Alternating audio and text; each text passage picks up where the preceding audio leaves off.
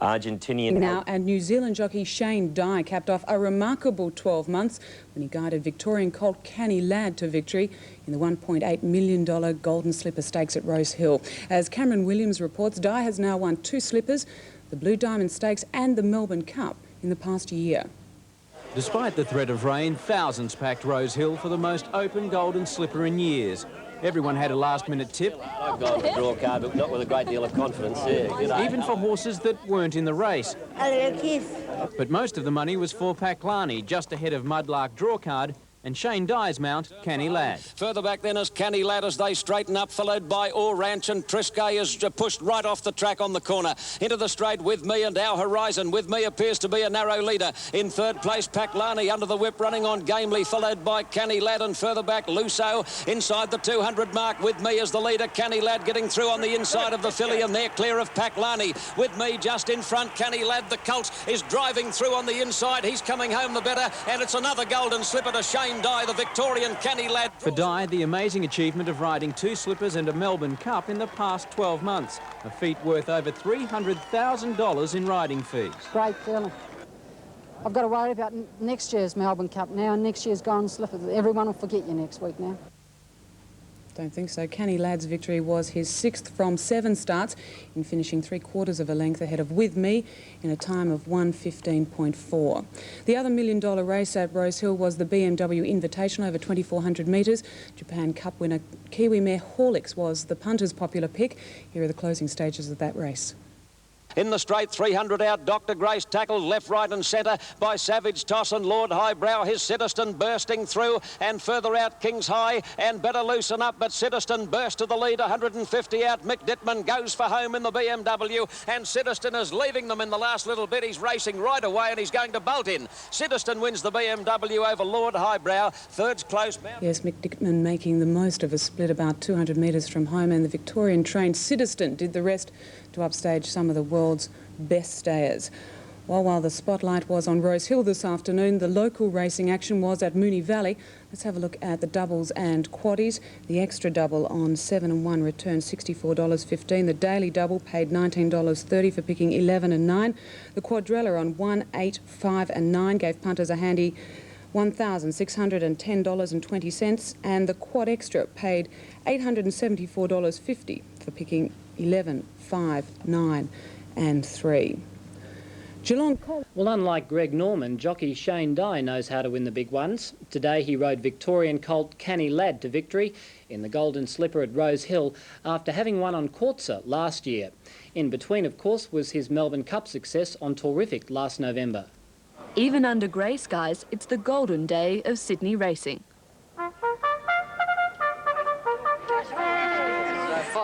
And incredibly, as the punters poured in, the clouds rolled back, and at last there was sunshine at Rose Hill. There's been over 5 inches of rain for the week, so of course it's fairly heavy, and heavier in some patches than others, but it's perfectly safe and there's no slush or water or anything like that, so we think the racing should be all right.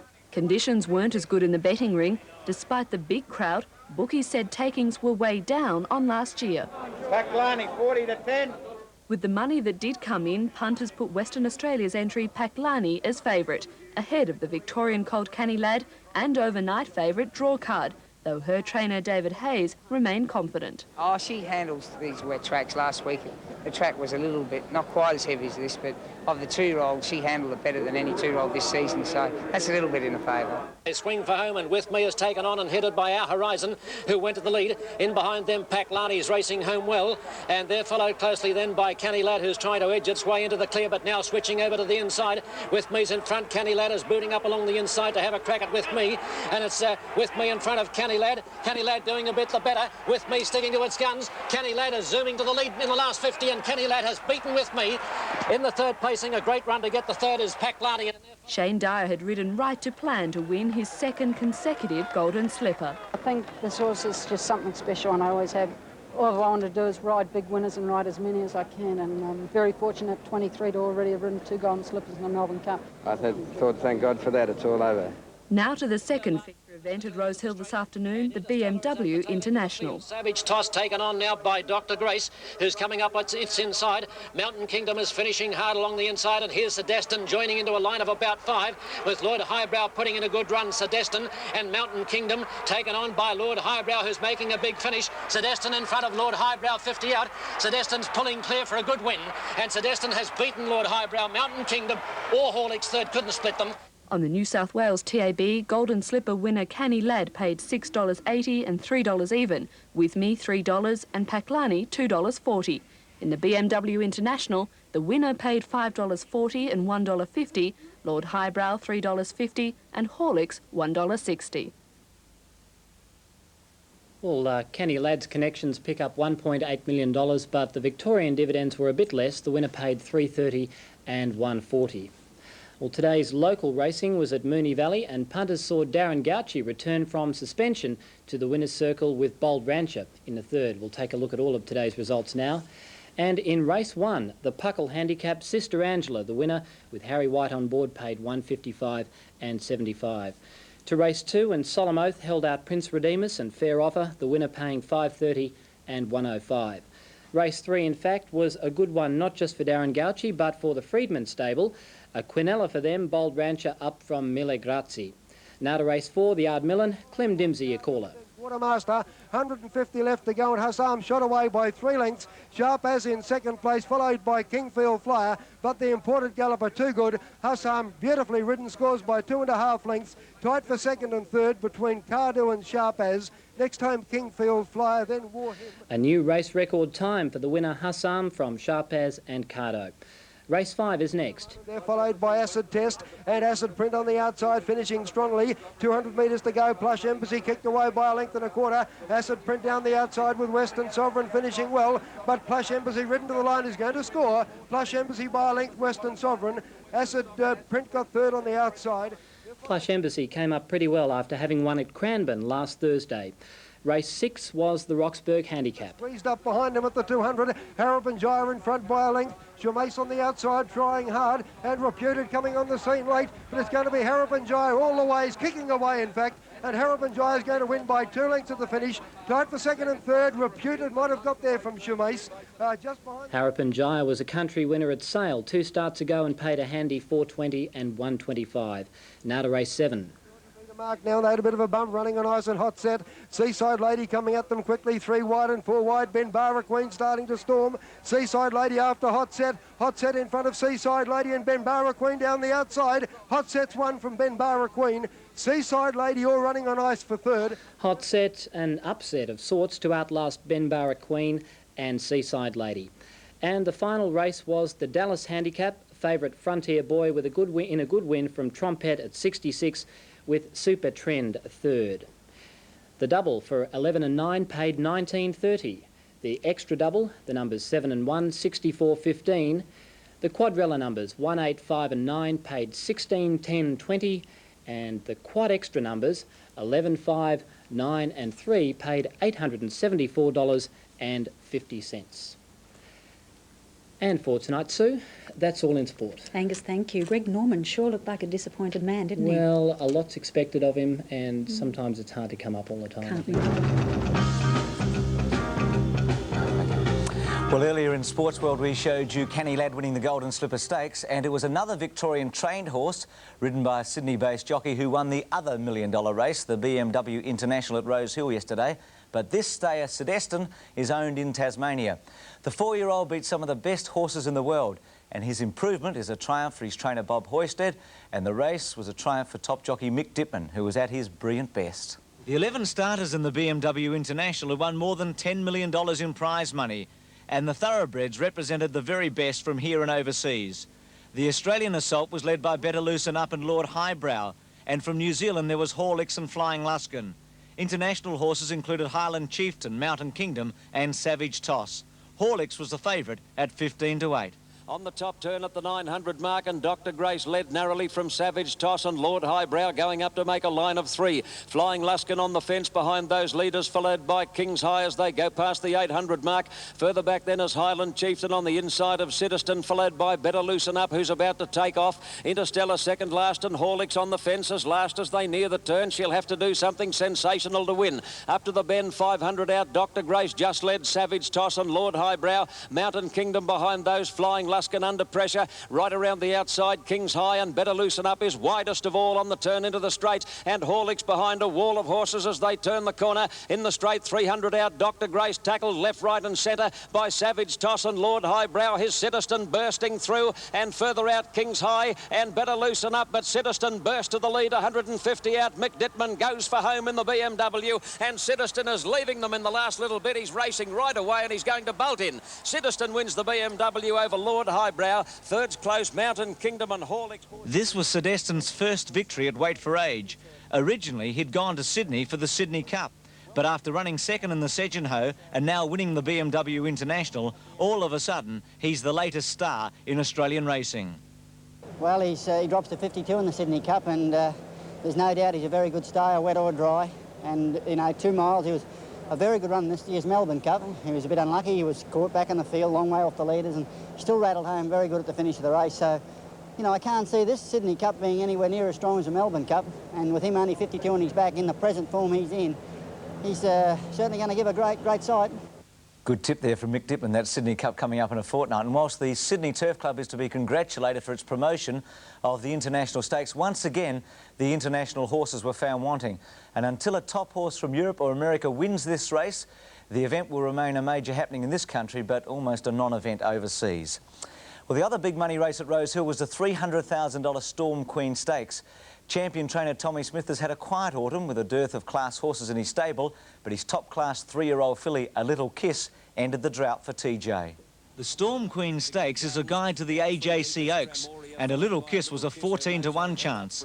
At her last start, she'd finished third in the Orlando Wines Classic behind Happy Sailing, but Ochiltree was the favourite at 2-to-1. Inside the 600 now, the leader is Domino by a length to Bistro. Miss La Tristia, who's had a hard run. Kensington Gardens taking off, is carted deep on the turn. Belle Chanson behind those, followed by Dual Treasures and Sinead as they turn the corner. Into the straight, Domino going strongly. Kensington Gardens looming into second place, looking a danger. Then Belle Chanson, followed by Tramoria, and Ochiltree is only plodding as they come to the 200 mark, where Kensington Gardens has headed Domino. Kensington Gardens right out in the middle is just the leader. Domino won't give up. A Little Kiss is starting to charge home in the last bit. Kensington Gardens in front. Look at A Little Kiss. It's coming through between the two leaders and coming home brilliantly. And A Little Kiss did far the best in the last bit to get up and beat Kensington Gardens in the Storm Queen. Domino third. The $100,000 Tulloch Stakes had been robbed of some interest with the scratching of Procol Harum. The favourite was Pumpernickel at 3-to-1, but Fill the Bill, a 16-to-1 chance, came with a strong run in the straight. Plum Jam on the outside takes a narrow lead over Zapari. They're 3 in front of Classic Chick running on, followed by Fill the Bill, and Fast Stark is coming out of the ruck with a big run. Coming to the 200, Plum Jam, Zapari. Look at Fast Stark. It's got the best run through the pack you've ever seen, and Fast Stark has reached the lead from Fill the Bill. Snowplow and Sensory Rain late on the scene. Fill the Bill has grabbed Fast Stark. Fill the Bill's going home best, and Fill the Bill beat Fast Stark, which look 4-to-1 on in the straight. Sensory Rain has run third, Snowplow fourth. The Diners Club Cup, a race worth $100,000, was seen as a guide to the $1 Million Doncaster. The favourite was Our Poverty Bay, and when he made a break on the field before the home turn, he looked the winner. To the turn, 500 metres out, and Our Poverty Bay swept to the lead from High God. In third place, Irish Clipper, followed by Diodore, Liverstone Lane, and then Tierra Wrist and Shaftesbury Avenue, giving them a big start as they turn for home. Straightening up, and Our Poverty Bay has burst away from them. Our Poverty Bay led by 3 lengths on Irish Clipper, followed by Liverstone Lane. Windsor's Pal on the outside has run into second place, and he's coming home hard, but he's really chasing something in Our Poverty Bay, who's well clear on the outside. Windsor's Pal is starting to pick the leader up. Our Poverty Bay getting anchored in the heavy going, and Windsor's Pal has raced to him on the outside. Windsor's Pal takes the lead and comes away to beat Our Poverty Bay, who seemed to get bogged down in the going. It hadn't been the best day for Colin Hayes or jockey Michael Clark, but they bounced back in the final event with Memphis Blues, an 8-to-1 chance, who took a stake stake winnings to more than $430,000 by winning the Queen of the Turf. To the 200, Quicksilver Cindy kicked and led by a length to Top Dance. Galspray running on. Here's Memphis Blues getting up on the inside of them now. Memphis Blues coming after Quicksilver Cindy. Top Dance can't go on. Marathon Star flashing home, but Quicksilver Cindy, Memphis Blues grabs the lead. Oh, she's a mile too good. Memphis Blues raced away to win. Did you see Just Trish from last has got up to run second, third Marathon Star, followed by... Yes, Just Trish running on very strongly at the end there. And just in from Liverpool, the Grand National Steeplechase, the result there, Mr Frisk has won the Grand National, ridden by an amateur jockey, Marcus Armitage, defeated Durham Edition, who was second in the race a couple of years ago. They ran a record in the Grand National. They ran 8:47 for the 4.5 miles, taking more than 14 seconds off the record set by Red Rum way back in 1973. So the first time the Grand National has been run in under 9 minutes.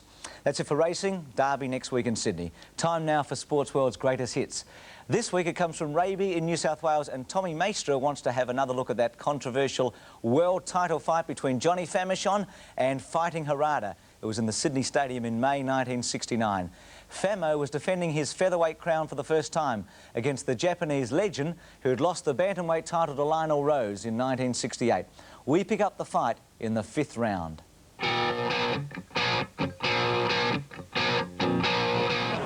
In this 5th round, the lead is by Harada. Short.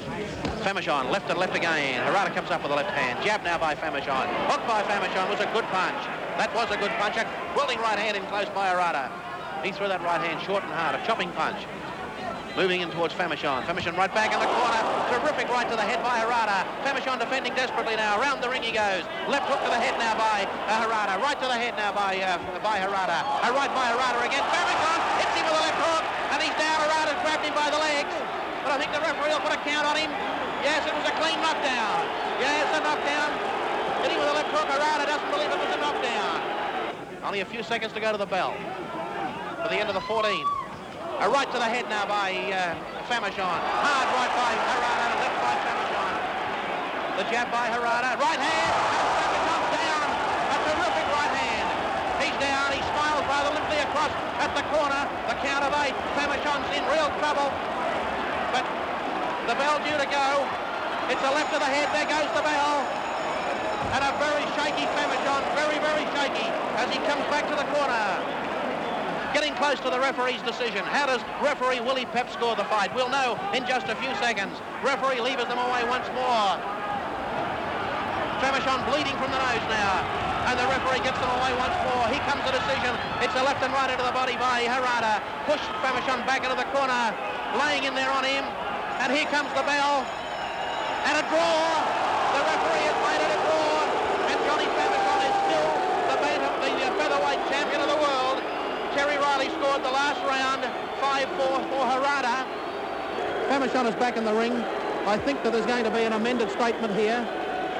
After taking on the referee's scorecard, Johnny Famechon totaled 70 points, Fighting Harada 69. Johnny Famechon by 1 point. Yes, Famo was declared the winner after a check of referee Willie Pep's scorecard. Willie himself a magnificent fighter. It revealed the Aussie had won by 1 point. Originally, as you've seen, Pep declared the contest a draw. Well, 8 months later, Famo knocked out Fighting Harada in Tokyo, but then he lost his crown to the Mexican Vicente Saudivar, himself a great fighter in Rome in 1970. Tommy, thanks for your letter, and if you'd like Sports World's greatest hits, and we've got plenty piling up in the old office at the moment, but write into us. It's Post Office Box 480, South Melbourne, Victoria, 3205. Well, I know that Jack...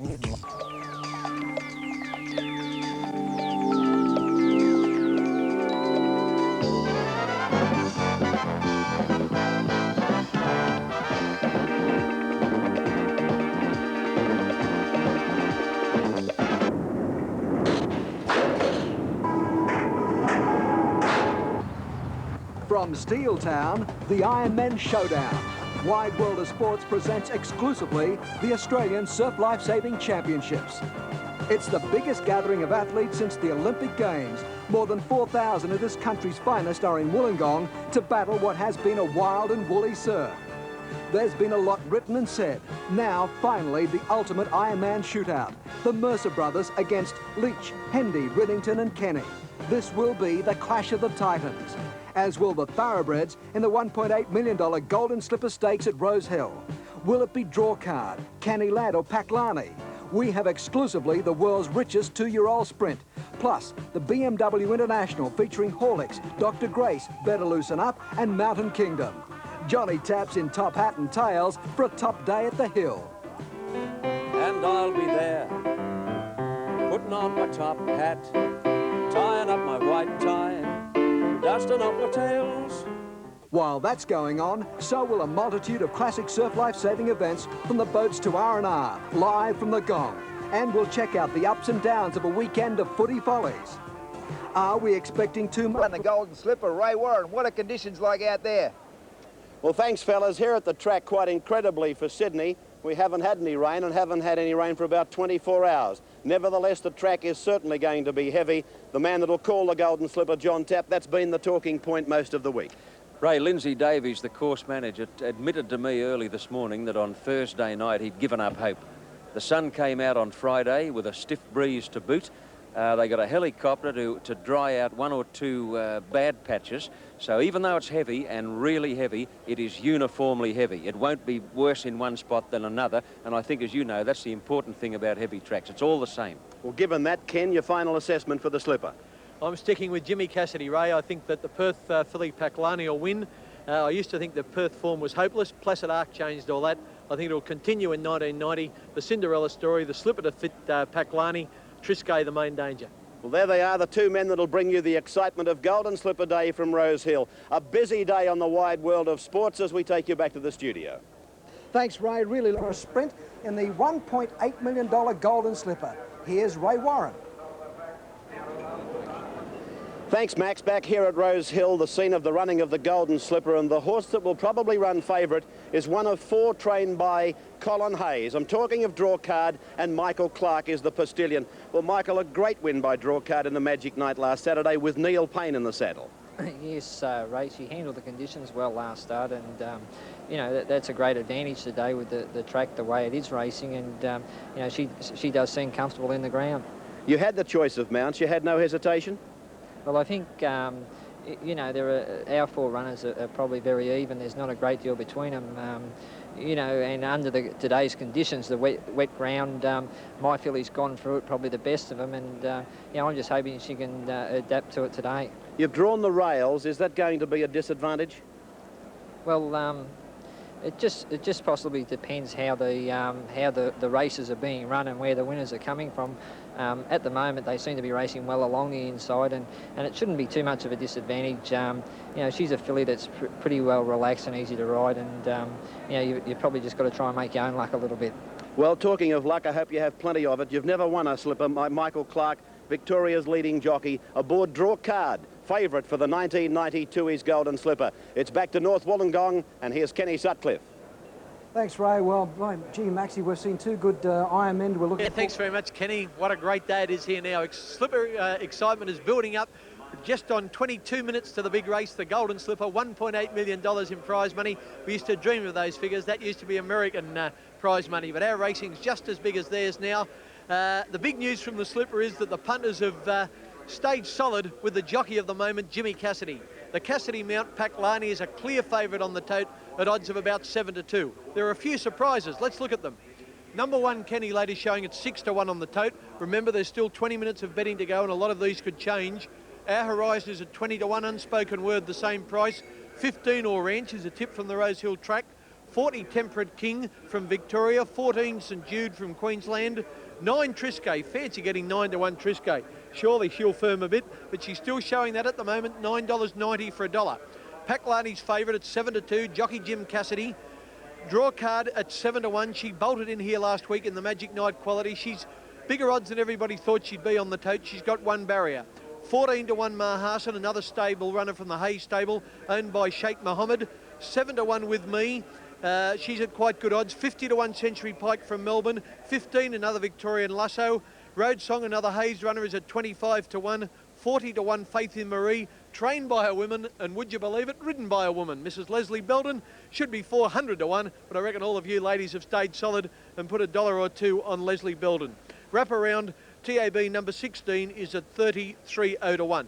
My tip in the Golden Slipper of 1990 is Paklani, TAB number 8, to beat Triscay, who will be ridden by Mick Dittman. My other tips for today, normally I'm more confident about my product than a used car salesman on Parramatta Road. Today, I'd tread just a little bit warily. The track's very heavy and punting's a bit difficult. But Paklani in race 4. In race 5, I like TAB number 9, Star Maverick, to be ridden by Bruce Compton.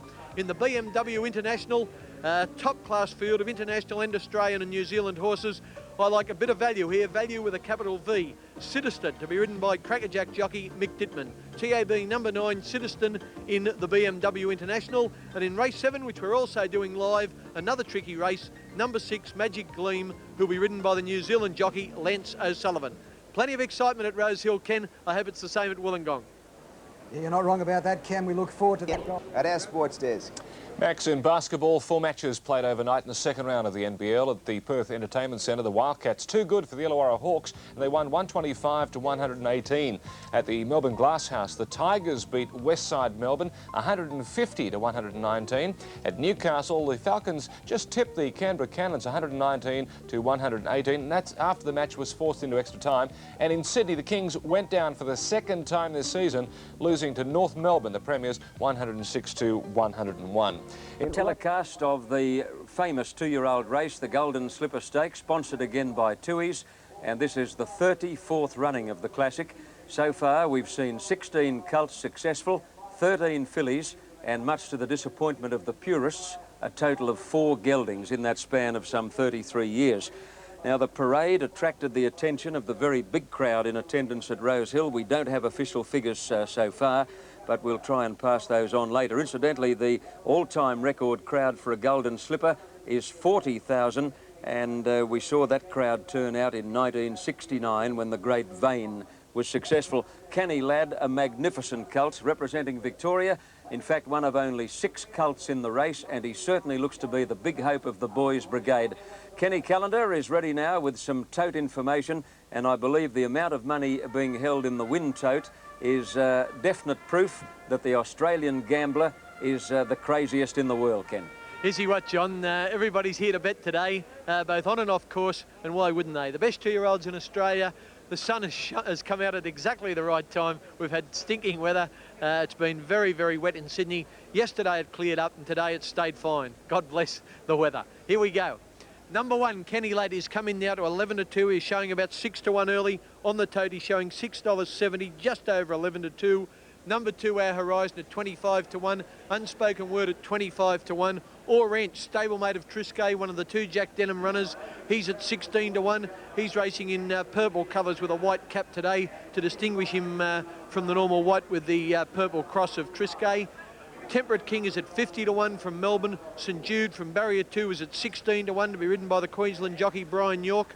Triscay was showing huge odds on the tote earlier, down to about $7.40, which is 13-2. Might get down to about 6-1, Triscay. I bring that in a fraction. Paklani almost at 4-1. Odds of $4.90 now, close enough to 4-1. That's for $1 invested. She's on the tote. She's favourite. Punters have stuck with Jimmy Cassidy. They love him in the big races. And Paklani is favourite at 4-1.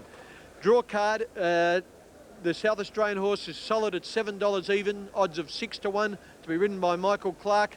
His stablemate Mahassan, owned by Sheikh Mohammed from Dubai, is at 15-1. Mahassan won the Blue Diamond, Victoria's top 2-year-old race. That day she was big odds, around about 30-1.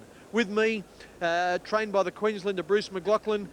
She's been stabled at his Sydney base at Kembla Grange. She's to be ridden by Malcolm Johnston. She's at 8-1, $9.20 to be exact. Century Pike at 50-1, Gavin Duffy. Lasso, good second here last week to draw card. She's from Melbourne, trained by Lee Friedman, who won the Melbourne Cup in November. Now he's trying to win a Golden Slipper, and Darren Beedman will be the jockey. Road Song at 25-1, another Colin Hayes runner, to be ridden by Ronnie Quinton, who's already won 4 slippers. Can he make it the handful? Faith in Marie, as I said when we were on previously, to be ridden by a woman and trained by a woman. Leslie Belden's the jockey. I think she'd be totally over the moon if she happened to win. I reckon if it runs a good race, she'll be excited. 50 to 1 Faith in Marie, probably should be longer. Wrap Around is at 30 to 1, and the 2 reserves, Rhythmic Charm and Whist, weren't required. That's the story on the tote on the Golden Slipper of 1990. I've got my money on Paklani. Paklani to be ridden by Jim Cassidy. I think the biggest danger is Mick Dittman's mount, Triscay. The man to call the Golden Slipper of 1990, I think it's about his 21st slipper, Johnny Tapp. Thank you, Ken. Thank you very much indeed. And how fitting and how timely to see the sun streaming down at Rose Hill after a week of rain, and a week in which actually fears were held for the fate of this particular Golden Slipper meeting at one stage. But the weather gods have smiled favourably for the last 24 hours. Sunshine all day yesterday with a drying breeze, no rain overnight.